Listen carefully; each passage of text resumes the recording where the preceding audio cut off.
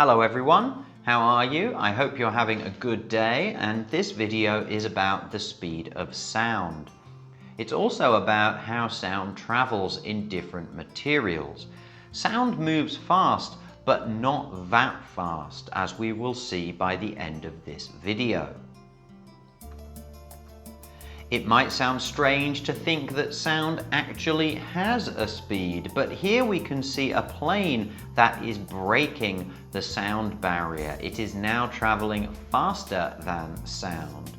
And take a moment and see if you can work out what you think is happening in this picture when a plane or anything goes faster than the compression waves of sound that are moving away from it.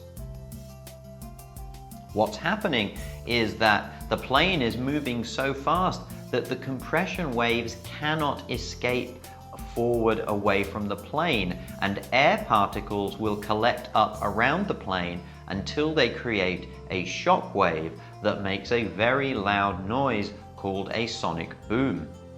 In this picture, a tiny cloud called a vapor cone has been made because the air has a lot of water in it. It is also very humid.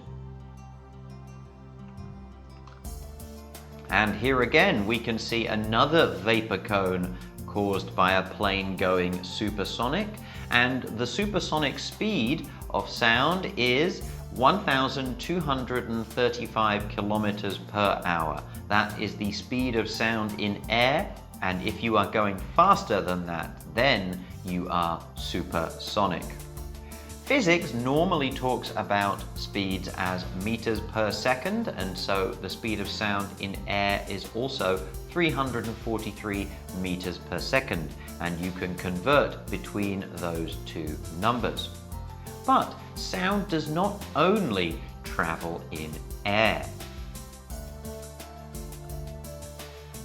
Sound is a compression wave, and that means it can move faster when there are more particles to move through. It has to move through matter, which is why it is also called a mechanical wave sometimes.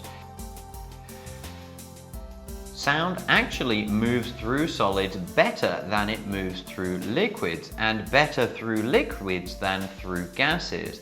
This is because the particles in solids and liquids are closer together, so it is easy for the energy of the sound wave to move through the material. Sound travels at many different speeds, in fact, and here is a short table with some examples.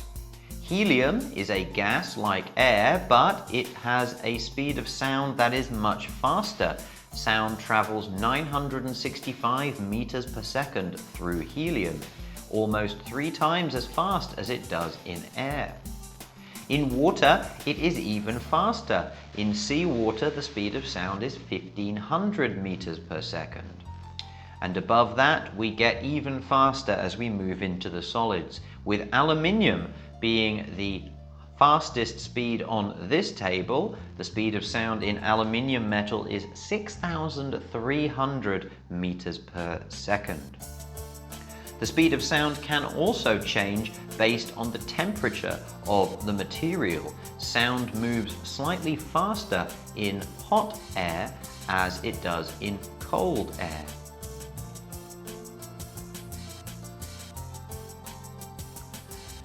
As it is a compression wave in matter, sound can also be squeezed, but we are not just talking about the increase in air pressure here.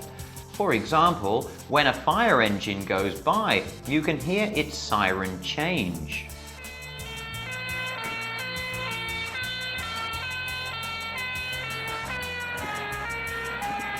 This happens because the sound waves in the front are squeezed together to a higher frequency by the moving vehicle, and the sound waves behind are stretched to a lower frequency in the same way. This is called the Doppler effect, and let's just see a few simple examples. The red dot in this picture is not moving, and the sound waves it is making are moving out equally in all directions. Here, the red dot is moving, and you can see the sound waves in front of it are squeezed up to a shorter wavelength, a higher frequency, and the ones behind it are stretched out to a lower frequency. In this last example, the object is moving faster than the speed of sound, and as it gets to the edge of the graph, you can see the waves are building up onto each other. The compression waves are coming together to create the shock wave that creates a sonic boom. But, as we said, sound does need something to travel through. Sound cannot travel if there is no matter for it to make a compression wave in. In a vacuum, there is no matter or too few particles to create any kind of compression wave, so sound cannot travel through a vacuum.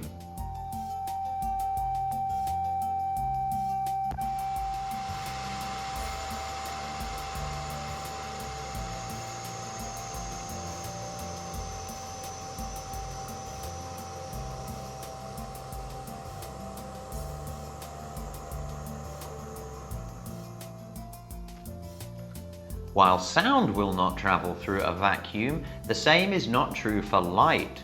Light travels as radiation, and so it is able to move through a vacuum, which is of course how sunlight reaches us on Earth. What do you call this musical instrument? There are many names, but one of the most common is a xylophone, and a xylophone is made of different length bars of wood or metal, and they ring different notes when struck. The longer the bar, the longer the wavelength it makes, and so the lower the pitch of the sound. And we see this with many different objects. Longer bars make lower tones. It is easiest to see this longer is lower effect in a xylophone, but the same idea applies to most musical instruments in different ways. A longer guitar string will make a lower tone. A longer musical instrument or a longer pipe will make a lower tone in things like saxophones or woodwinds. Before we leave music, we will also say that playing one note together with another note can sometimes make harmonies, and this is also to do with the wavelengths of the two notes matching together.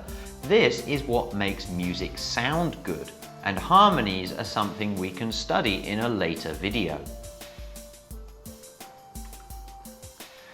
But sound is not the fastest thing in the universe. Why do you see lightning before you hear thunder? Or what about this clip of an explosion?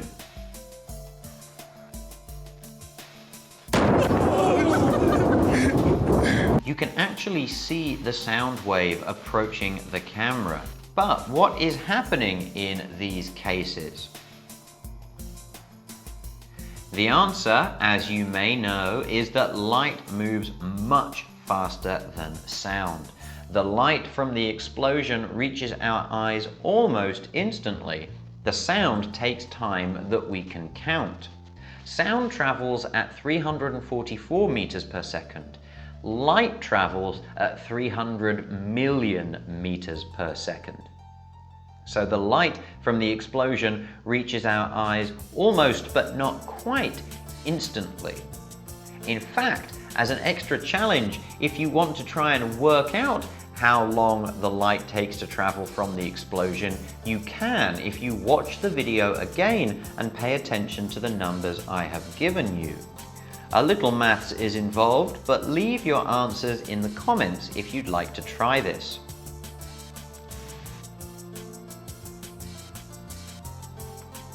And that is where we will leave our talk of the speed of sound. I hope you now understand a little better how sound travels through different mediums, how sound creates different effects, and also I hope that you understand what it means to travel faster than sound.